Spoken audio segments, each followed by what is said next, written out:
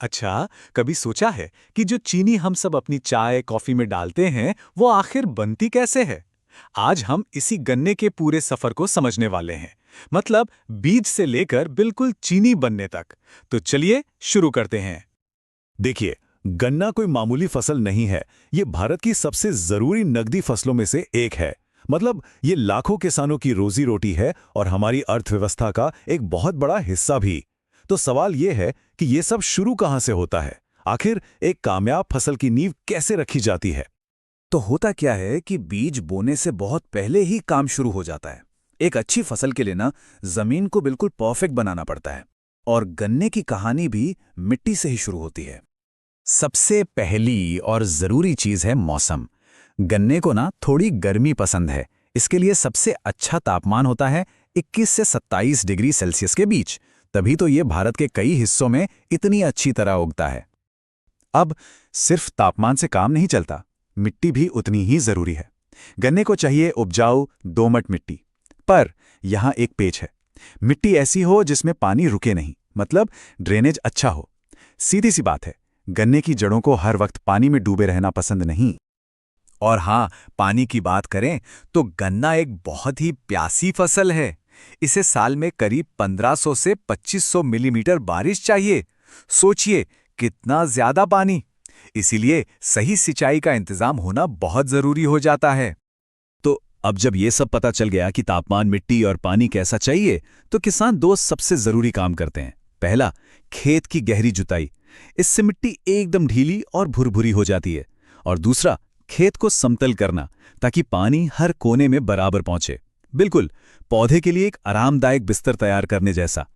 चलिए, खेत तो तैयार हो गया। अब बारी है बुआई की। और ये वो स्टेप है जहां किसान का एक एक फैसला फसल की किस्मत तय करता है। आमतौर पर गन्ने की बुवाई के लिए दो सही समय माने जाते हैं। एक तो है शरद ऋतु, मतलब अक्टूबर नवंबर के आसपास, और दूसरा है वसंत, यानी फरवरी मार्च में। अब कौन सा समय चुनना है, ये उस जगह के मौसम और खेती के पूरे साइकिल पर निर्भर करता है। और ऐसा नहीं है कि कोई भी बीज लगा दिया। सही किस्म चुनना बहुत जरूरी है। जैसे CO 2038 या CO 80632। ये कुछ ऐसी किस्में हैं जो बहुत पॉपुलर हैं। क्यों? क्योंकि इनसे पैदावार ज्यादा होती है और ये बीमारियों से भी बेहतर तरीके से लड़ पाती हैं। अब जरा अंदाजा लगाइए कि बीज लगता कितना है।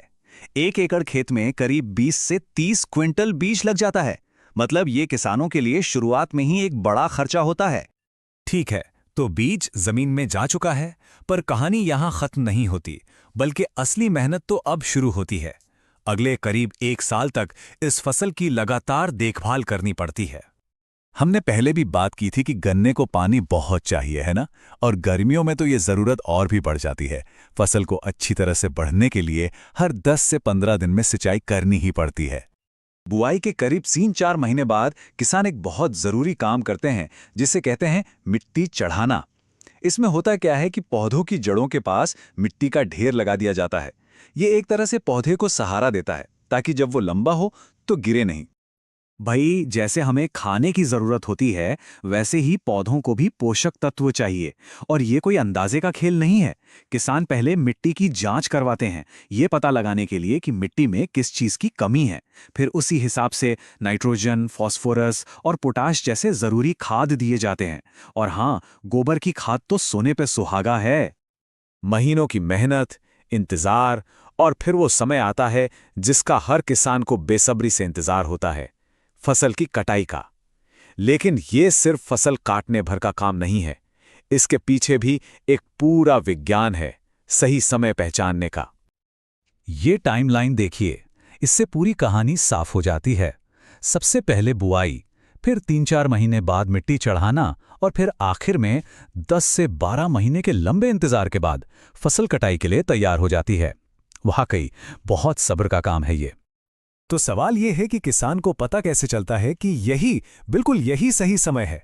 असल में फसल खुद इशारे करती है। जब गन्ना 10 से 12 महीने का हो जाता है तो उसकी निचली पत्तियां पीली पड़ने लगती हैं और फिर सूखने लगती हैं। ये इस बात का संकेत है कि गन्ने के अंदर रस और मिठास अपने चरम पर है। फसल उगाना एक बात है, लेकिन उससे ज्यादा मुनाफा कमाना वो दूसरी बात है। तो चलिए आप कुछ ऐसी एक्सपर्ट टिप्स देखते हैं जो किसानों की कमाई बढ़ाने में मदद करती हैं। अच्छा, इतनी मेहनत और देखभाल के बाद गन्ने की फसल का सबसे बड़ा दुश्मन क्या हो सकता है? क्या कोई कीड़ा या फिर सूखा? सोचिए जरा। इसका जवाब है एक बीमारी जिसे कहते हैं लाल सड़न या रेड रॉट।